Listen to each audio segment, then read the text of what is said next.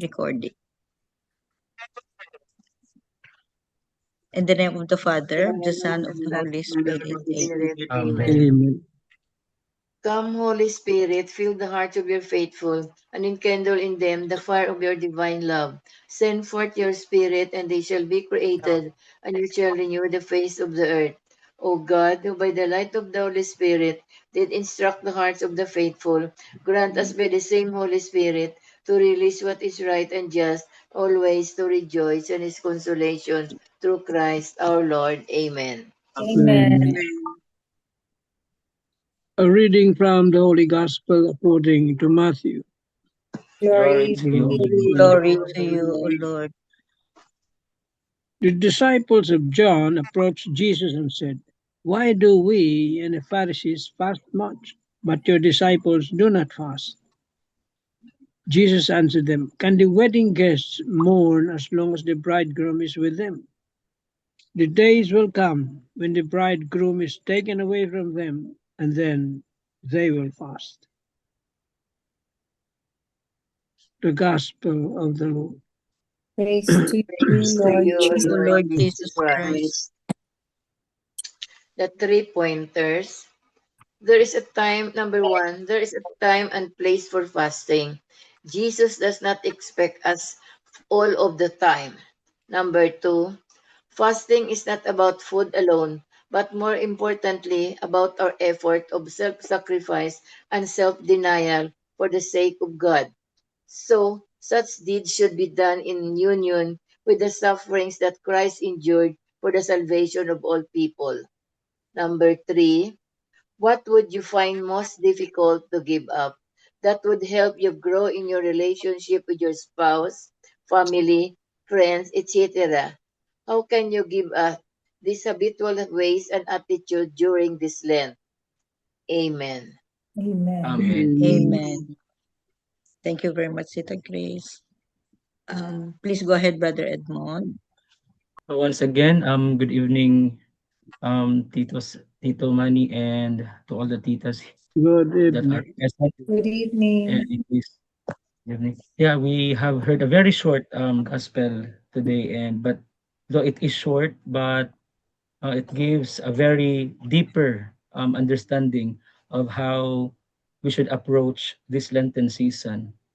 I was trying to read the gospel earlier this morning, and I tried to ponder with a thought that when God feels near, we rejoice. But when he feels but when he feels distant, do we grow bitter or do we grow deeper? This is the heart of today's gospel. John's disciples asked Jesus why his followers do not fast, and Jesus answers with a beautiful image. No? Can the wedding guests mourn as long as the bridegroom is with them? The days will come when the bridegroom is taken away from them, and then they will fast. The situation of our, I'd like to see the situation of the gospel and our situation in our time today. In the gospel, there is comparison. Why do we fast and they do not? Isn't also isn't this also our daily struggle? No, sometimes we compare our lives or our situations to others with others, and we ask, why is their life easier than mine? Why is their faith stronger than mine? And sometimes we ask, why does God seem closer to them than to me? We live in a culture of comparison, even in our spiritual life. We compare devotions, we compare sacrifices, and we compare blessings. But Jesus is trying to shift the focus. Faith is not about competition, it's about the relationship, our relationship. No, sa dihang anaa ang pamanhunon, which is Jesus Christ, the bridegroom, it is a moment of joy. Panahon sa kalipay. Kung sometimes we feel that murag layo siya, panahon sa pagpuasa, and it's about time to wait. I remember my professor in the seminary, we were invited to celebrate a mass in a very beautiful beach here in Davao City. And the mass is supposed to be scheduled at 3 p.m. and since it is a private mass, so we waited for almost 2 hours. And then I was already um hysterical because that professor of mine is very time conscious. When it's 3 p.m., it should start at 3 p.m. But since the celebrant celebrating the birthday on that day is very important to the people around, he mentioned during his homily that if the person is very important to us, then no amount of waiting time is wasted. And that is the very heart of the gospel today. We will wait for the coming of Jesus. We will wait for the resurrection. But on that moment of waiting, there is something beautiful that we can make. We can do penance, we can go confession, we can do almsgiving, we can do charity. That is the heart of the gospel today. The bridegroom in our daily life. There are moments when God feels very near, when prayers are answered, when family is united, when studies or work go well, when we feel peace in our heart. But there are also moments when the bridegroom seem taken away. For example, when we fail an exam, when relationship break, when we lose someone we love, or when prayers seem unanswered. Well, those are the time of fasting, of waiting. Not only fasting from food, but fasting from comfort, certainty, and control. And how do we deal with it? First, we do not panic when God feels distant. Even in the gospel, Jesus already prepared his disciples for his absence. And absence does not mean abandonment. Secondly, turn absence into longing, not rebellion. So instead of saying, Lord, where are you? We say, Lord, I will seek you more. This is the true fasting, ang pagpadako sa atong pangandoy para sa Ginoo. Our longing for Jesus Christ. As the late as the late Pope Francis would remind us, fasting should lead us to deeper trust and greater love. When we feel emptiness, it can either harden our hearts or enlarge them. Third, while waiting, let us stay faithful in ordinary days. Not every day is dramatic. Most days are simple, ordinary, but holiness grow in the ordinary faithfulness. Praying when you feel nothing, choosing patience when you are irritated, doing good even when unnoticed. Well, this is the first Friday in the Lenten season. After Ash Wednesday, the church invites us to fast, but maybe the Lord is asking something more personal. Rather than fasting from food, Jesus is asking something more personal. For example, fast from complaining, fast from jealousy, fast from comparison, and fast from the need to always be understood. Because sometimes the real hunger is not for food, but for meaning, for love, and for God. And only the bridegroom can satisfy that hunger. Mga igsoon, life has seasons. There are wedding days and there are fasting days. When God feels near, let us rejoice. When God feels far, let us remain prayerful. Let us remain faithful. Because whether we feel Him or not, the bridegroom is still present. And one day, our fasting, our sacrifices will turn into eternal feast. Amen. Amen. Amen. Amen. Yes. Thank you, Brother Edmond. Yeah, beautiful. I have read in one of the homilies, no, one of the homilists homily or reflections, no, na sometimes we feel that God is not with us, or God is far away, or God is unreachable. But the reality is He is always here with us, but we fail to feel Him. We fail to recognize Him. He is always here with us. He's always here with us, no, every moment of our life, because as He promised, He didn't abandon us. But the thing is, we fail to recognize Him.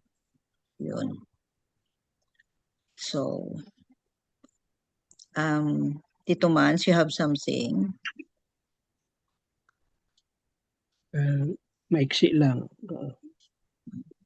Brother Edmund mentioned about fasting. Yeah, that is the strict tradition of the Jews in the time of Jesus. But fasting, may reason yan. Gaya nga nasabi ni Brother Edmund, there are reasons why you fast. But if you fast because you want to maintain your figure, mali yung mali. Mhm. There It's must more be on some. diet. Yeah. Fasting para magkaroon nga, gaya na sabi na, deeper relationship. You fast.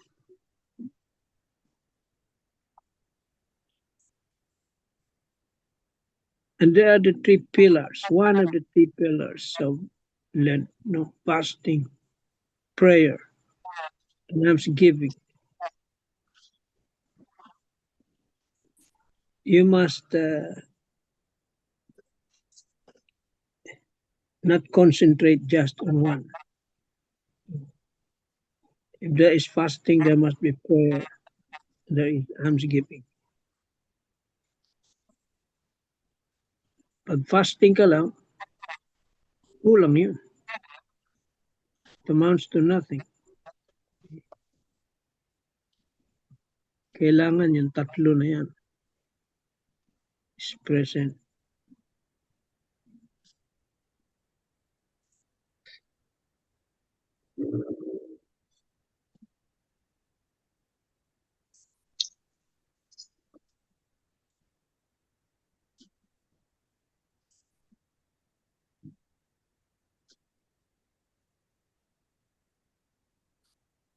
Jesus, no, fasted in the desert 40 days. 40 days. Kaya mo? Kaya ba natin? 40 days.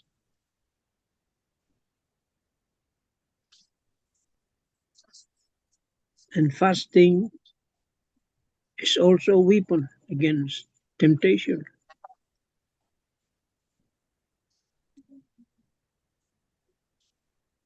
Kaya walang nagawa yung si Satan kay Jesus that time.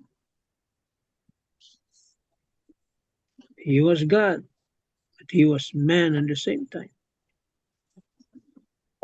Nagugutom din siya.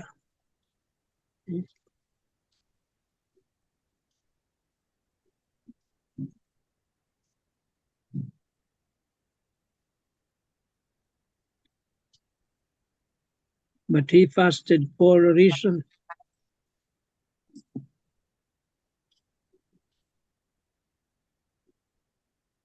To do the will of his Father.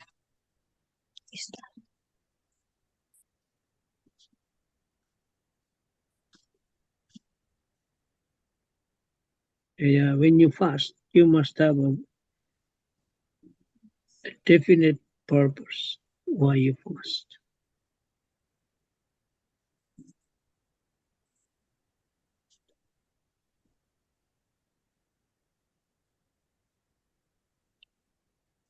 and fasting from the ours to correct our sinful ways.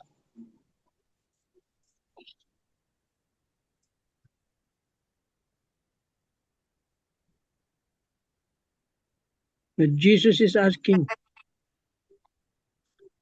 not just this outward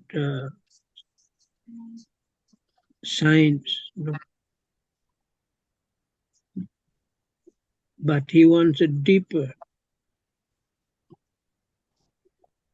purpose, conversion of the heart.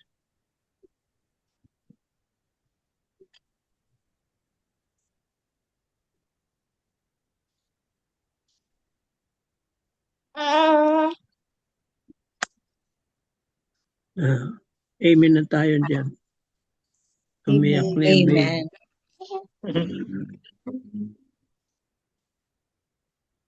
Thank you very much, Tito Mans. So, I'm distracted. So anyway, in order for us to deepen our relationship with God, we fast and we pray. Yeah, we fast and we pray. Pray because it's a communication. Our heart communicates with our Creator, and then fasting is we deny ourselves. We deny ourselves, and when we fast, we focus only to something spiritual because we deny ourselves. Not only the fasting of food, but also fasting of greediness, fasting of unforgiveness, fasting of gossiping, fasting of hurting others, fasting of getting angry. Yun, mga negative emotions. So, kayang-kaya, 'di ba? Kayang-kaya. So, Sabeth or Tita Bel? Sabeth. Hey, good evening, everyone. So, Good evening. the gospel today, this morning, we had our congress in Seda Hotel, from 9 a.m. till 4 p.m. So I am in a hurry, so I did not eat my breakfast. But when the food was served in Seda Hotel, I forget to tell the organizers that it's a Friday. It's a Friday, and no meat. But when so the food that was served is yung calamaris lang ang seafood. So I very tempting because the soup is pork ribs, and also the other main dish is beef caldereta. There was also an advisor who is more than 60 years old. So I told her na, you will not eat the meat. Siya, no, ma'am, because today is Friday. Siya, di ba, exempted pag 60 years old above na? Siya, okay lang, ma'am. I am still very able, so I will not eat. Able daw siya. Pero that's my realization. So, oh my God, I am so hungry. And also, the calamaris is so very hard. I cannot bite with my teeth. With my teeth. So, oh my God. Anyway, there's a salad. So I eat the salad and also thanking the Lord that the Lord knows of sacrifice gift talaga. Because of no breakfast and then the food is late na served for the lunch, I felt hungry talaga. But because of that old also lady, no, mas older than me, she said na, ay, BM, hindi lang ako kakain dyan kasi I am still able, I am still healthy. So I realized na, oh my God, she's older than me ba? Older than me. So yung go, bitaw Lord, ay, kanang, this is also a sacrifice and today is the first Friday of Lent. So I was able to not to eat, no? So our table, the speakers, our mga VIPs is there in my table. So the other BM is will not also eat calamares, no? Kasi allergy. So, binabarter ko. Si sa akin na yung ano mo, nukos. Sa akin, sa iyo na yung beef ko. So, then without any, they're seeing, kasi yung iba, mga ano pa, teenagers, BMO, you did not eat the meat. So, today is Friday, and then, kasi nag-ano ako nag-Ash Wednesday, at least, ano man, hindi ba, aware ako na today is Friday, so that is why I will not eat. Pero anyway, no, that's a very kanang struggle because we can never, but na there are events, no, there are occasions that wala tayong choice, walang makakain. Pero anyway, thanks for that calamaris, no, I was able to eat my lunch. And I was struck by the reflection of this gospel today. Now, Jesus said that he will come when the bridegroom is taken away from his disciples, and then they will fast or abstain from eating. The days are now here, no? Jesus, our bridegroom, was taken away and killed on a Friday, and today is a Friday. So his disciples, age 14 up, are obliged to abstain at least from meat on all Fridays of Lent. Thank you, Lord. Hindi ako nakakain kanina. So this is a small reminder that it is our feasting on sin that caused Jesus to be taken away and killed. While it is true that Jesus in spirit is always with us, are we truly conscious of him? Is it not true that we are more aware of social media, our business, and our work? Fasting reminds us of our need for Jesus. God our Father tells us in the first reading not just to abstain from food, but from fighting, cheating, and oppressing our workers and helpers. He would be much happier instead to see us feeding the hungry, clothing the naked, housing the homeless, and other works of mercy. So let us pass from selfishness and feast on the Eucharist and the Bible. No, mag-feast on the Eucharist, the Bible, and the works of our Lord. No, so timing, no, there is a community banal na pag-aaral. It was Dr. Lina Day who invited me to not active, no, because I told Doktora na I have already a community. But every time na they have dinner for a cause, ganon, palagi silang mag-reach out sa akin. So, may tumawag kanina. Sabi, Ma'am, today is the last day for the dinner for a cause sa Banal. Why didn't even receive the letter? Siya, sige, dalhin ko lang dyan sa bahay niyo. So, tonight lang nandito yung kasama ni Dr. Alina D. Then, sabi ko, kanang, you know what? Kasi si Dr. nandoon na sa States, but they are always, include me in their activity, most especially if there's sila fundraising. So sabi ko, sige, I cannot attend tomorrow evening because I have also an event. So give na lang, I will give the solicitation, the money, and let others join in behalf sa akin. Sige, thank you. Yun para sa akin today reminds me the gospel, although it's for a cause and it's also a community. So I was able to give tonight And also, we have an advisor, ano na, retired na sila, couple. Also, messaging me a day, yesterday, 2 days ago na, they are now living in San Remigio, no, far away from the city. And they asked help of finding a doctor because she had a problem of her heart and also her eyes, gano'n niya. Syempre, retirement years nila, yung funds nila, nauubos na daw, sabi. So, even though they are not asking, but knowing them, no, for so long, yan, nandiyan na sila nakatira sa probinsya.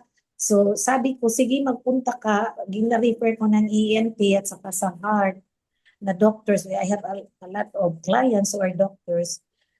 At sinabihan ko, sige, mag-asa ko ng ano mo, GCash kay kanang para maka for you also kay coming from a province, and then they will have to have money, for the medication. Grabe na-appreciate ng couple. They are, she called me and she cries. But no. That couple is very, kanang traumatic life because their 2 children was killed through fire. That was long time ago. Both of them died, no? The two children, and then yun lang ang ano ba, nakakaano lang kasi they are attending at that night of a prayer meeting, and they lock their house, and then when the fire, they're in somewhere in ano ba yung company na yun, basta yung burnout talaga yung dalawang kids, no? So they don't have any children na. So they are now in the older age, and then sickly, no? So lang, I am so they are so good touched that I offer, even though they are hesitant, no, mahiya ako sa iyo. Anyway, no, we are friends, no? And then I send it even a little amount of money from the heart. So naiiyak yung asawa. So that I think that's the message for today, no? To share your blessings to others. Thank you. Amen. Thank you, Sabit. Yes, To take care of the apo. the apo. Yeah. Thank you so much for your reflections. I wasn't able to take down notes of Father Tito, so I'll just pass. Can you have some words of wisdom, Tito Mans? Parting words? Wala na. Okay na. Brother Edmond? All good na po, tita. Thank you. Okay. So, thank you, Sabit. Yes, thank you so to Brother Edmond, the reflections. Thank you, Tito Mans and Tito Mans. Miga Bells. May we have the closing prayer? Yes. Lord our God, you are our foundation of life, our source of protection, and lead us through hard times. Thank you for being our source of strength and salvation, guiding us closer to you. In Jesus' name, amen. Amen. Amen. And all together, glory be to Glory the be Father, to the Father, Father, the Son, The Son, and the Holy and to the Holy Spirit, Spirit, as as it it was was as in it the was in the beginning, beginning, now, and now, ever, and shall be the forever. world. Amen. Amen. Amen. In the name of the Father, the Son, and the Holy Spirit. Amen. Amen. Good evening, everyone. everybody. Good night, Tomorrow. Bye-bye. Thank everyone. you. See you Bye. tomorrow. Good night.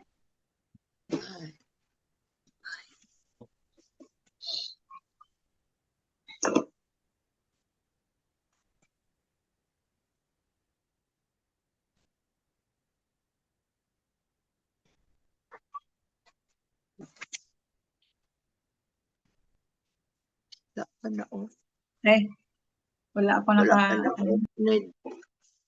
Yan na.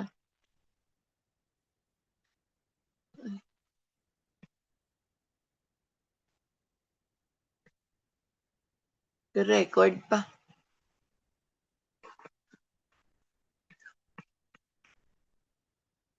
Ay, off niya.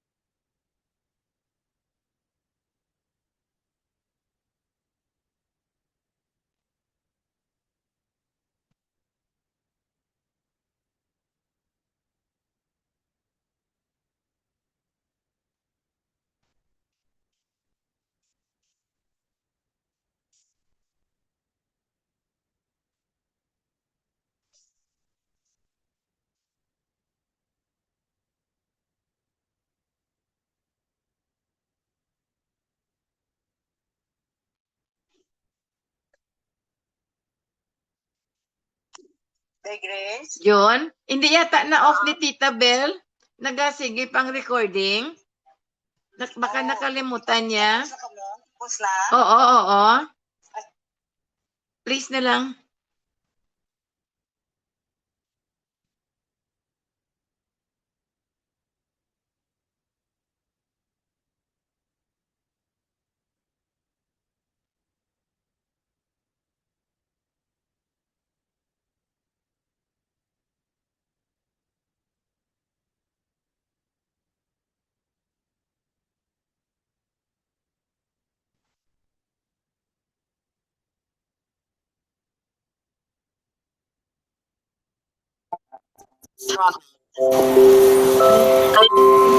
Hindi ako maka-off. Ako ma-off.